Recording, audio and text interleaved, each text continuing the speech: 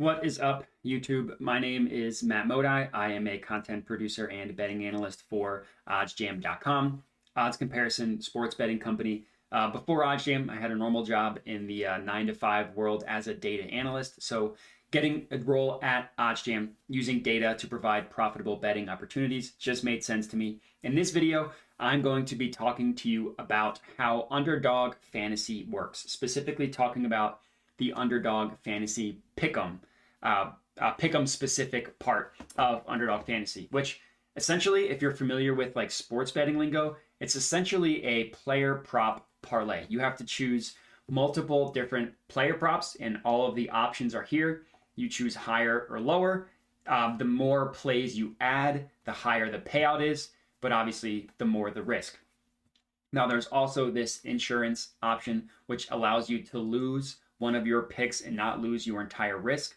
That's a little more of the nitty gritty. I'm just going to talk about very beginner level basics of how does Underdog Fantasy Pick'em work. Now, unfortunately, the state that I'm currently located in does not allow the Pick'em. So if I try to add one, you see it's not available in my location. So I won't be able to actually log in anything with you, but I can tell you about how it works in strategies and stuff. So number one, in terms of payouts and stuff, the way Underdog Fantasy works, like I mentioned, it's a player prop parlay. You add multiple player props higher or lower into an entry. The more plays you add, the higher the payout. So with a 2-pick entry on Underdog Fantasy, if you win both of your picks, you will double your money. So that has the implied odds of a 2-leg entry of plus 200. So if I were to choose Geno Smith to go over 228.5 passing yards and Kenneth Walker to go over 61.5 rushing yards, both of those player props hit, I will have doubled my money. So in sports betting terms, when you double your money, it is considered plus 200 odds, which is why you see the plus 200 right here.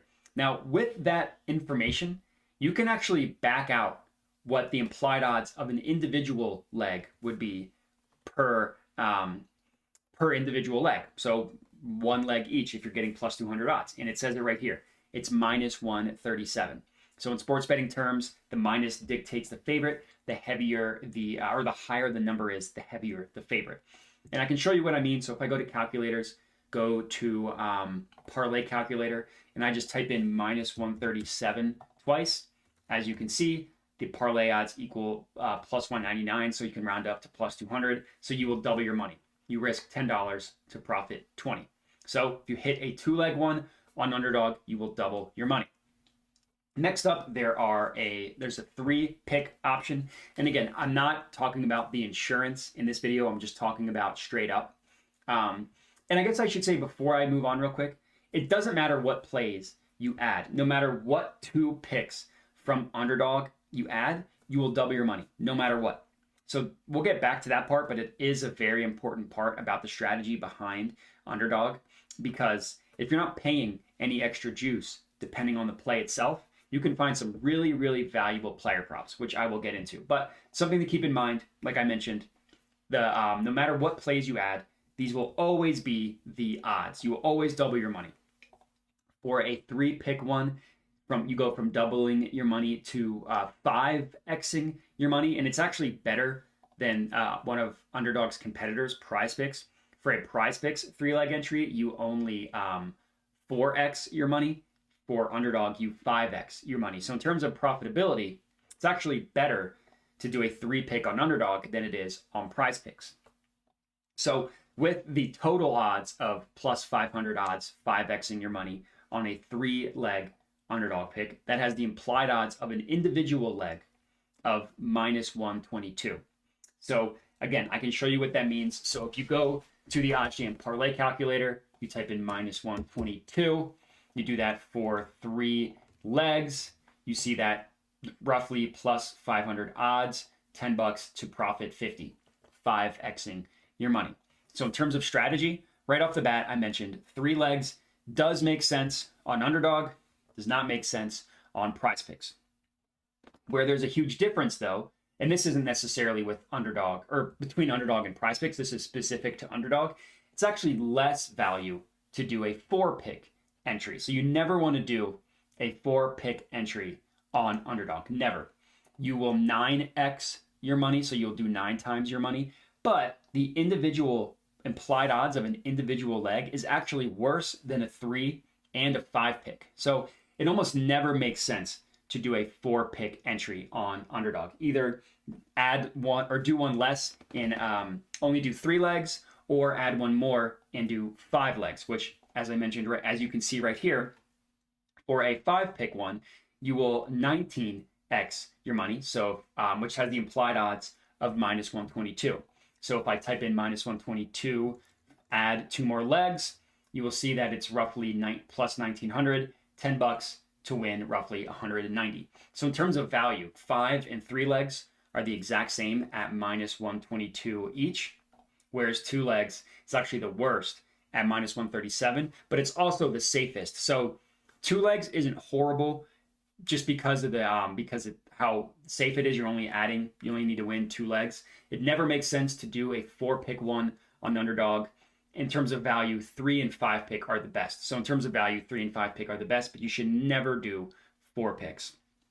But the part I mentioned at the beginning, when it comes to prize picks, and this is also, or excuse me, when it comes to Underdog, and this is also the same with prize picks, is they don't charge any extra juice depending on the plays that you add. That's wildly different from sports betting. Like I have up here the positive expected value page on OddsJam, and I'm not choosing. I'm just going to pick a random play. We see odds range from minus 105 to minus 130. Now let's look at player props specifically, because that's how Underdog works. I'm just looking at a random player prop. We see odds range from minus 105 all the way up to looks like minus 150 as the highest. So when a sportsbook deems a player prop likely to hit, they're going to charge significantly more juice to that player prop, right? They think it's likely to hit, so they're going to make it more expensive to buy.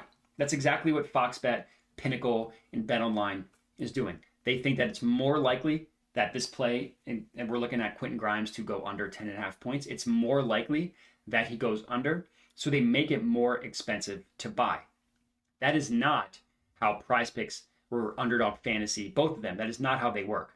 So for Underdog, the strategy of how to find plays that are good on Underdog, you just use the sports books to tell you what plays are likely to hit, and then you put those into an Underdog entry. So using OddsJam, you can literally filter for both Prize Picks and Underdog, and then it'll only provide you with profitable player props on these different platforms, right? Like we see some good ones for Prize Picks, we see some good ones for Underdog.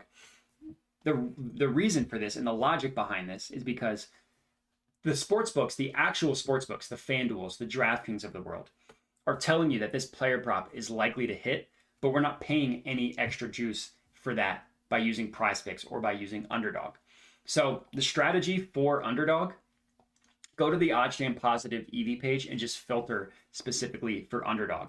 And then what OddsJam will do will provide you with opportunities that basically the sports books are telling you that are likely to hit. When it comes to sports betting, right, I mentioned this before, but I'll just hammer it home. Sports books are also going to have different odds. So I mentioned if they think a play is more likely, they're going to charge it more. Sports books also have different odds across sports books. So if they all come to an independent, all these sports books come independently and say, hey, we think that this Jordan Clarkson over is incredibly likely to hit, they're going to charge it more. Underdog Fantasy doesn't do that. You can get double your money no matter what, 5x your money no matter what, 19x your money no matter what. So in terms of just strategy when it comes to Underdog, all you're trying to do is you're trying to find plays, and this is going to sound dumb, but it's true. You're going to find plays that are likely to hit. And when I say likely to hit, I don't mean like, oh, I've got a good feeling that Jimmy Butler is going to go off, Christian McCaffrey is going to go off. No, I mean, let the data of the sports books themselves that price every play individually tell you who they think is likely to have a player prop that's likely to hit, and then just combine those into Underdog entries. You do that more often than not, and you will be profitable. So that's the high value, high level strategy when it comes to Underdog. And obviously, there's a little bit more into that. And this was just a beginner video. So I recommend subscribing to the OddsJam YouTube channel and checking out more DFS content that we have on the channel. But that's going to be it for this one. So just remember, when it comes to Underdog, you should never do a 4-pick, and the most profitable are 3 and 5. And that's going to be it. So I appreciate everybody watching.